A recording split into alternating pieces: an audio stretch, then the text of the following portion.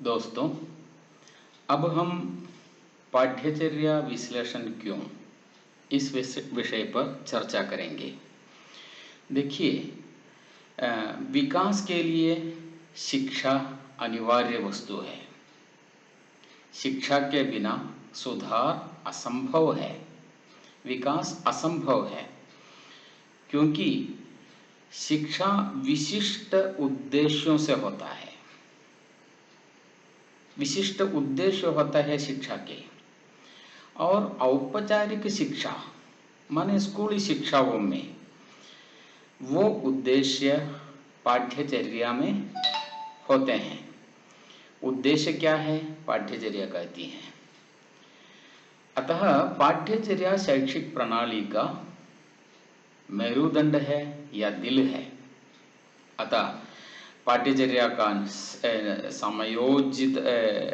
समयोजित विश्लेषण अनिवार्य है। देखिए, आप ये मानना उचित होगा कि पाठ्यचर्या सामाजिक परिवर्तन के लिए एक साधन है। समाज कैसा है, अपने अतीत का गौरव कायम रखकर ही वर्तमान में परिवर्तन समाज चाहता है, क्योंकि उज्जवल भविष्य समाज का लक्ष्य है। इसलिए पाठ्यचर्या में निरंतर परिवर्तन, नवीनता, दक्षताओं पर विचार, सरोकारिता आदि अनिवार्य है। इसलिए पाठ्यचर्या विश्लेषण भी अनिवार्य है।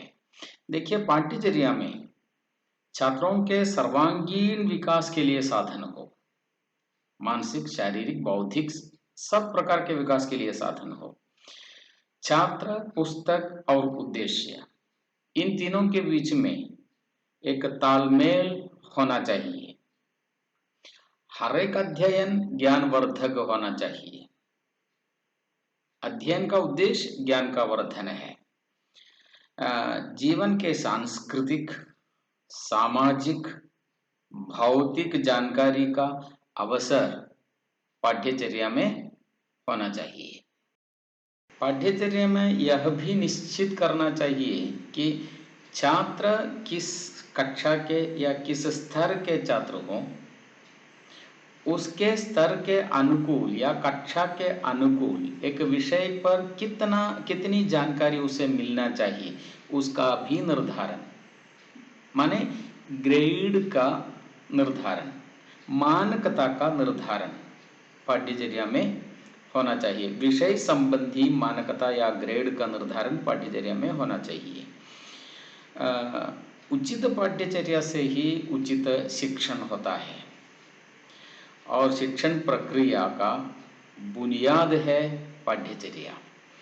और एनसीएफ के अनुसार, नेशनल करिकुलम फ्रेमवर्क, उसके अनुसार ज्ञान को स्कूल के बाहर की दुनिया से संबंधित रखना चाहिए। शिक्षा को स्कूल के बाहर की दुनिया से संबंधित जीवन से जोड़ना चाहिए, स्कूल के बाहर के जीवन से जोड़ना चाहिए। और एनसीएफ का कहता है कि दूसरी बिंदु है एनसीएफ का, रटंत प्रणाली, बार बार उच्चारण करके कंठस्थ करना, कंठस्थ करके सीखना, उसको बंद करना चाहिए। रटंत प्रणाली का अंत होना चाहिए। और तीसरी बिंदु है एनसीएफ का, पुस्तक केंद्रित शिक्षा नहीं हो, पुस्तक के बाहर शिक्षा हो। पुस्तक के अंदर छात्र को बंदित रखना उचित नहीं है। कक्षा गतिविधियों से युक्त हो, चौथी बिंदु है। कक्षा में हर समय छात्र को कुछ न कुछ करने के लिए होना चाहिए। और राष्ट्रीय, पांचवी बिंदु है, राष्ट्रीय मूल्यों के प्रति आस्थावान एक अच्छा नागरिक की सृष्टि पाठ्यचर्या से होना चाहिए। प्रतिभा को जानने के लिए भरपूर कोशिश पाठ्यचर्या के अंदर अनिवार्य है। बैग का बोझ, बिना बोझ की शिक्षा, लर्निंग विदाउट बर्डन, बोझ, बैग का बोझ उसके कंधे पर नहीं हो, सीखने के लिए पर्याप्त मात्रा में हर छात्र को अवसर मिलना चाहिए। निर्देश नहीं, पढ़ने के लिए अवसर चाहिए। छात्र की उत्कंठा, अभिरुचि, प्रतिबद्धता, तात्पर्य, आनंद आदि को ध्यान में रखकर ही शिक्षा का नियोजन करना चाहिए। बाकी हम अगली कक्षा में देखेंगे। तब तक नमस्कार।